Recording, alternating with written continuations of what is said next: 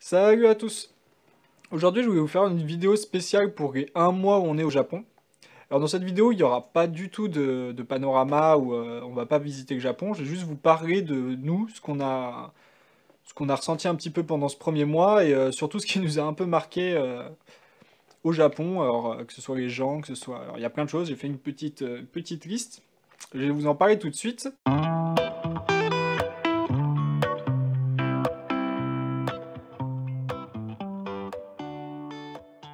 D'abord, pour commencer, je voulais absolument vous faire cette vidéo. Il y a plein de trucs que j'aimerais vous raconter. J'espère en faire une pour le deuxième, troisième mois. Euh, j'ai pas pu la faire en extérieur parce qu'aujourd'hui il faisait sacrément mauvais. En plus, demain j'aurai pas du tout le temps. Alors je me dis si je commence encore à repousser, on va jamais y arriver. Donc je vous la fais là. Alors du coup, c'est à l'intérieur de l'appartement où on est en ce moment à Tokyo. Le premier truc que je voulais vous parler, c'était le drapeau. Donc, vous avez pu voir sur certaines vidéos, peut-être des photos aussi, que du coup, moi, sur mon sac à dos, j'ai un drapeau français qui flotte et que je prends tout le temps avec moi. Du coup, bah, en tout cas, à chaque fois que j'ai mon sac. Du coup, ce drapeau, le but, c'était de faire pas une étude sociologique, mais un petit peu dans l'idée, en fait, de voir un petit peu comment les gens réagiraient, alors que ce soit les étrangers ou les Japonais en voyant donc deux personnes purement étrangères se balader avec un drapeau d'un pays qu'ils normalement connaissent. Surtout là avec les JO, ça approche, toutes les personnes internationales arrivent un petit peu. Du coup, on voulait voir un petit peu comment ça se passait. Et donc là, pendant ce premier mois, on est assez étonné, c'est qu'à peu près tous les jours où on est sorti avec le drapeau, des gens ont essayé de nous parler en français, alors que ce soit un petit mot ou juste essayer de trouver, juste nous dire ah bah c'est drapeau français. Et même certaines personnes allaient plus loin, essayaient vraiment de plus communiquer ou d'engager la conversation. Alors c'est toujours un petit peu difficile parce que ils parlent pas forcément très bien anglais ou alors, le français j'en parle même pas. Mais souvent juste dire merci ou bonjour c'est déjà sympa. Donc on trouvait que ça marchait plutôt bien, en tout cas pendant ce premier mois, alors que ce soit à Hokkaido, à Okinawa ou à Tokyo, c'est assez efficace. On a eu aussi des étrangers français, principalement. On n'a pas eu, j'ai pas de souvenir de personnes autres que des Français qui sont venus nous voir. On en a eu deux qui sont venus nous parler du coup en français, et, un peu taper à discuter et tout, c'était assez sympa. Donc le drapeau, je trouve que c'était plutôt une bonne idée et tout. Alors là, il commence un petit peu à prendre cher à force de voyager, donc je vais voir s'il va tenir jusqu'au bout, j'espère. En tout cas, c'est assez sympa. La deuxième chose, du coup, bah, d'autres choses que je vais vous parler, c'était les gens au Japon, alors, en généralité, en général, un petit peu la population. Donc, le point qui est assez positif, c'est qu'effectivement, quand ils voient des étrangers, alors il y en a, ils essayent de venir nous parler. Là, aujourd'hui, quand on est allé dans le parc à Yokohama, vous allez voir dans une prochaine vidéo, donc on a rencontré une japonaise qui était partie en France en février et du coup qui est venue parler un petit peu avec nous et tout, c'était sympa. Alors j'ai pas filmé évidemment la conversation, mais c'est pour vous dire qu'il y a quand même des gens qui essayent de venir vous voir. Alors souvent aussi quand ils voient qu'on est des étrangers, euh, même dans les restaurants, tout de suite ils partent à essayer de parler peut-être un peu en anglais ou en tout cas à nous proposer des fourchettes, ce genre de choses. C'est assez sympa. Un peu partout, du coup, c'est assez cool. Après, il y a le deuxième truc où il y a les gens, on va dire, plutôt positifs qui vont essayer de vraiment venir nous voir. Puis t'as ceux qui sont assez réticents. Alors ceux-là, c'est assez drôle. On a quelques anecdotes là-dessus qui sont pas mal. Où eux, ils vont plutôt essayer de nous fuir. Et, euh, et on a beaucoup de cas, hein, surtout alors, le plus marquant, c'est dans les métros, ou dans les trains, parce que les gens, en fait, vont pas du tout s'asseoir à côté de nous, ils vont bien laisser au moins une place d'écart pour être sûr de ne pas se coller à nous. Et s'ils peuvent limite rester debout, ils le feront. On a eu deux cas qui étaient quand même... alors nous, on en rigole, hein, mais j'avoue que je pense que des gens qui sont français ou même étrangers qui sont venus vivre au Japon, ça doit être un peu pesant que ce soit tout le temps comme ça. Mais que l'intégration est un peu difficile.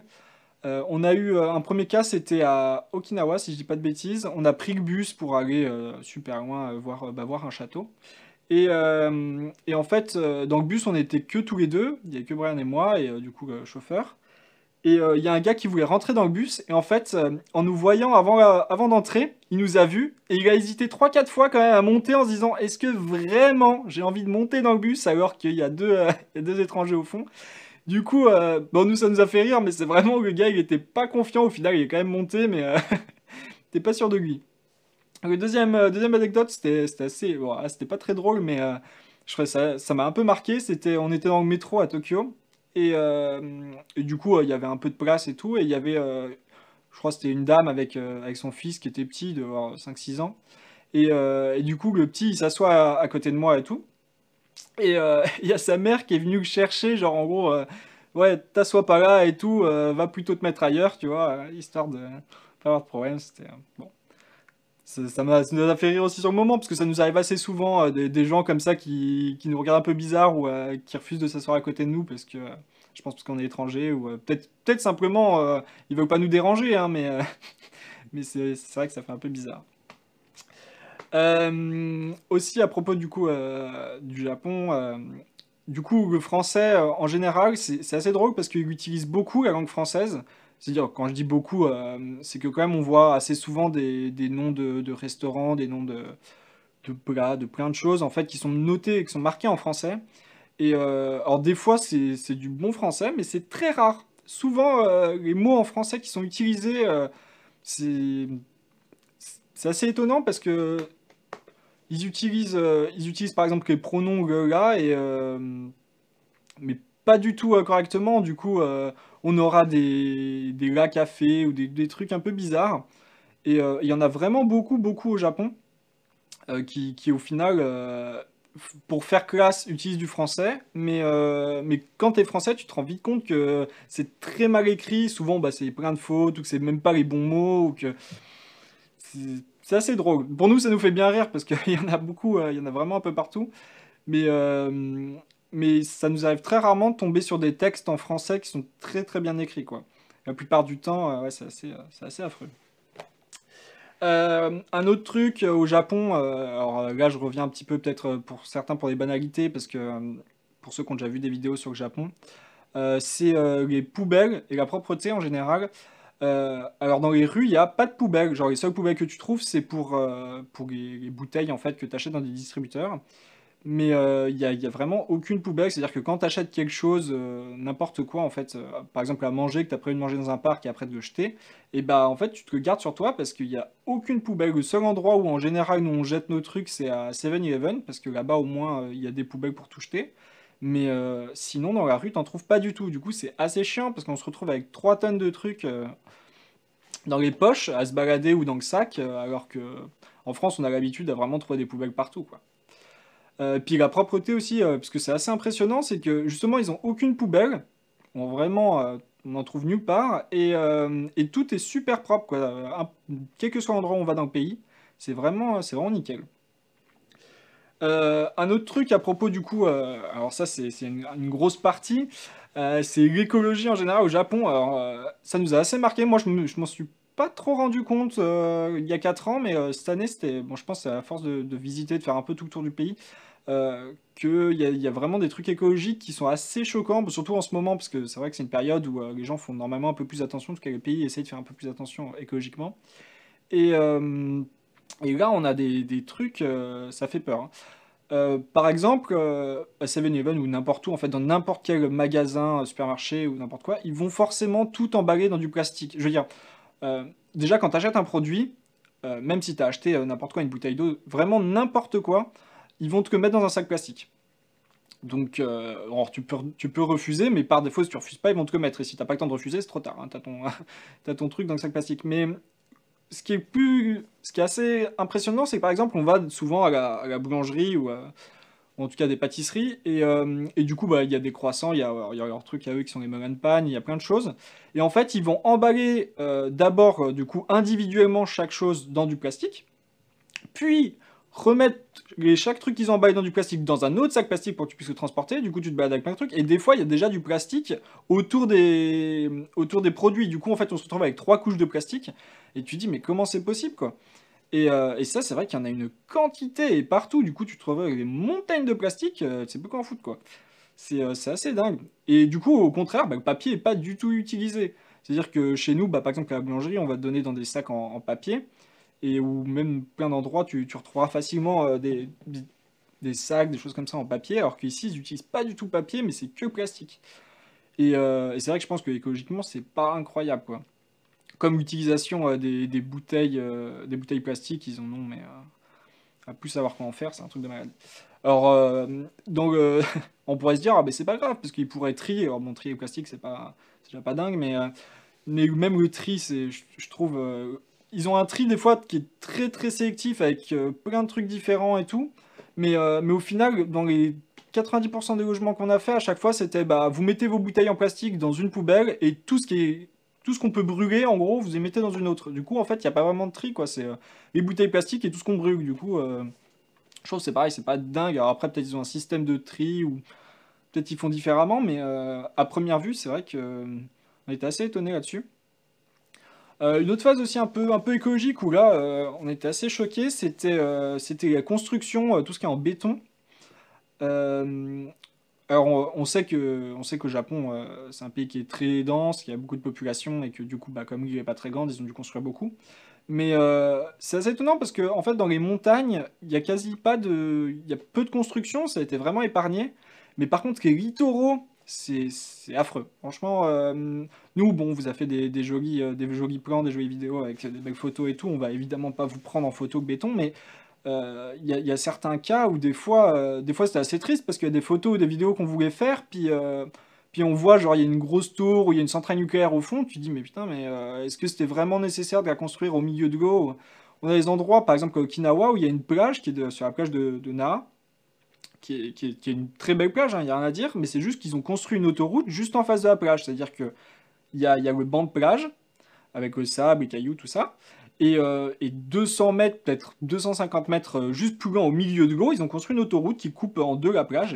Mais je sais pas, vous pouviez peut-être la faire ailleurs. Et Okinawa, c'est vrai que c'est assez choquant parce que le béton, les centrales nucléaires, les trucs comme ça, il y en a partout. Et c'est assez difficile au final de faire des plans sans tomber sur un truc assez moche. Des fils, bon, les fils électriques encore, ça c'est encore autre chose, mais nous, on était un peu déçus parce qu'au final, ils bitument pas mal et même les coins super touristiques où ils sont obligés de couler une dalle de béton quelque part. T'as l'impression que c'est une obligation. Il y a un ministère qui s'occupe juste de couler du béton partout et du coup, des fois, c'est un peu fatigant, quoi. C'est dommage parce qu'il y a des littoraux qui sont magnifiques mais qui, du coup, ils ont détruit avec le béton, quoi. Alors autant ils ont épargné les montagnes, autant les littoraux. Il y a pas mal d'endroits comme ça où on était assez déçus. Le pire, je pense vraiment, le pire qu'on ait eu, c'était à Okinawa. On est allé visiter la vallée de Gangara, donc vous avez surtout des photos. Parce qu'on avait fait un petit tour touristique et tout, c'était assez sympa. C'est une grande vallée un peu tropicale, avec toute une histoire et tout, super intéressant. Et en fait, la vallée, du coup, ça ressemble plus à un gouffre. En fait, il y a deux grosses montagnes, deux gros rochers montagneux sur les côtés. Et au milieu, du coup, tu as la vallée qui est assez courte avec une rivière. Et ils ont réussi quand même à couler du béton au milieu complètement. C'est-à-dire que on traverse la vallée et au bout d'un moment, on arrive à un moment où il y a un grand pont en béton avec genre un tunnel où en gros les piétons passent à pied dessous. Et il y a une autoroute au-dessus qui passe et du coup ils ont coulé littéralement le béton dans la vallée. Et je me dis, c'est un site protégé et je me dis, ça fait quand même un moment. Ils étaient pas Okinawa, c'est assez récent comme les constructions qui sont là-bas. Est-ce qu'ils avaient vraiment besoin de couler une autoroute sur la vallée? Pas sûr quoi. Bon, il y a deux, trois trucs comme ça qui sont un peu frustrants écologiquement. C'est le point, on était un peu choqués, quoi. Ensuite, un truc, alors du coup, rien à voir, je sais pas, je pars sur la bouffe, c'est, avec Brian, on a déterminé une loi, c'est la loi des 1000 yens. En gros, c'est dire que quand on va manger dans un restaurant, on se dit que quoi qu'on achète, quel que soit le restaurant, alors je vous dis juste après quelques exceptions, mais on dépasse pas la loi des 1000 yens. C'est-à-dire qu'en gros, si on va acheter plus de 1000 yens de bouffe dans un restaurant, ça veut dire qu'on va se faire péter le bide et qu'on a trop pris. En fait, c'est un peu un plafond les 1000 yens. C'est-à-dire que, bon, alors les boissons comptent pas évidemment, mais si on prend pour plus de 1000 yens, c'est vraiment qu'on a trop pris. Et en général, nous quand on fait des restaurants, on dépasse, on en a pour, on va dire en moyenne, entre 700 et 900 yens, quoi.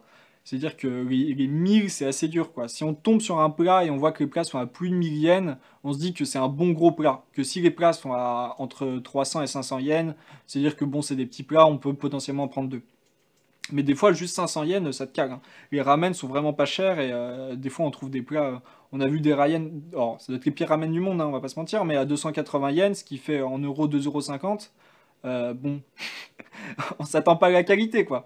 Mais au moins, t'as plus faim, quoi. Et du coup, c'est assez pratique parce que comme ça, on dépasse pas trop. On commande jamais trop au final, même si des fois on commande sans vraiment savoir ce que c'est parce que tout est écrit en japonais. On sait que si le plat est à 1000 yens, on en aura pour beaucoup, c'est assez pratique. Alors après, il y a quelques exceptions. Dans les exceptions, il y a Okinawa. Pour Okinawa, on n'a pas pu réussir à faire des 1000 yens parce que vraiment les prix sont plus élevés qu'en tout cas Tokyo et Hokkaido. Il y a aussi tout ce qui est un petit peu, comment dire, pas spéciaux, mais de luxe, on va dire. On va appeler ça de luxe ou des trucs un peu spéciaux. C'est-à-dire que bon, par exemple, les sushis, moi je rentre dans la case un petit peu les trucs de luxe parce qu'on va s'en sortir pour un petit peu plus. Alors, on va pas non plus faire péter le budget, hein. Ça doit être les sushis, on s'en sort entre 1000 et 2000. On va dire 1500 et 2000 plutôt. Même, ouais, on va dire entre 1500 et 2000 pour être tranquille. Donc 1500, 2000 yens, c'est pareil, on est à 15 euros, quoi. Ça va.